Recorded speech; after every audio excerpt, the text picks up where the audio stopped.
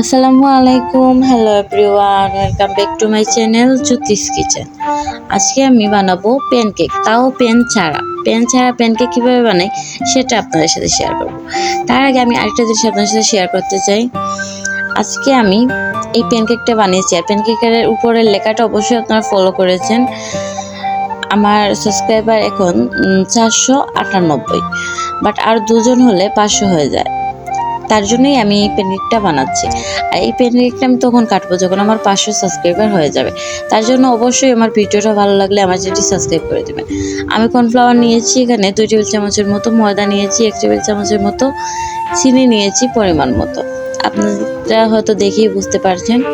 দুধ নিয়েছি 1 টেবিল চামচের মতো, এখানে আমি গুঁড়ো দুধ নিয়েছি।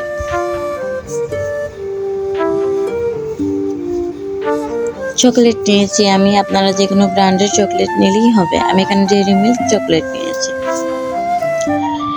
আর একটা ডিম দিয়ে আজকে প্যানকেক বানাবো, তাও আমার 500 সাবস্ক্রাইবার উপলক্ষে। এবার ডিমটাকে আমি ফেটিয়ে নিচ্ছি।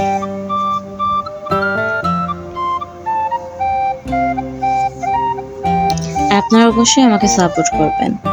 এবার আমি চিনি দিয়ে দিলাম। এবার 10-15 মিনিটের মতো এভাবে ফাটিয়ে নেব চামচ দিয়ে, মানে ফেটিয়ে নেব। দেখুন আমার ডিমটা ফোমি হয়ে গেছে। এবার ডিমের মধ্যে আমি শুকনো উপকরণগুলো দিয়ে দিচ্ছি। কর্নফ্লাওয়ার দিলাম, এবার দিব ময়দা।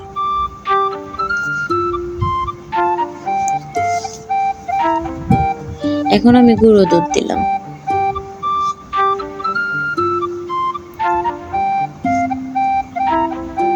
দিয়ে ভালো করে সবগুলো উপকরণ মিশিয়ে নিচ্ছি।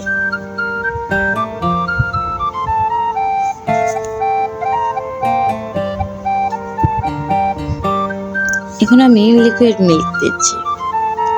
লিকুইড মিল্কটা অল্প অল্প করে দিবেন, বেশি হয়ে গেলে আবার ওটা নরম হয়ে যাবে, কেকের ডোটা হবে না, বেটারটা হবে। আর এই দুধটা আমি রুম টেম্পারেচার থাকা দুধটাই দিচ্ছি। আপনারা গরম করতে যাবেন না বা ঠান্ডাও ফ্রিজ থেকে বের করে দিবেন না। আর অবশ্যই আমার এই রেসিপিটা ফলো করে বানালে আপনাদের প্যানকেকটাও ভালো হবে। দেখুন বেটারটা ঠিক এরকম হবে। দেখুন এটা বলার কিছু নেই, দেখে বুঝেন। আর এখানে আমি রাইস কুকারটা আগে থেকে তেল ব্রাশ করে নিয়েছি। এবার এটাকে কিছুক্ষণ গরম হওয়ার জন্য ঢেকে রেখে দেব।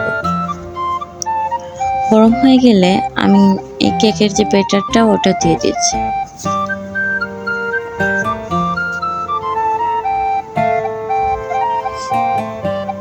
এবার এটাকে আমি 4 থেকে 5 মিনিটের জন্য ঢেকে রেখে দেব। এটা খুব কম সময়েই বানানো যায়, চুলা বানানোর ঝামেলা ছাড়াই। আর অবশ্যই আমার এই রেসিপি ফলো করে কিন্তু আপনারা চুলায় বানাতে পারেন। চুলায় বানালে চুলার আঁচটা একেবারে লোতে রেখে বানাবেন, তাহলে আপনাদেরও পারফেক্ট হবে।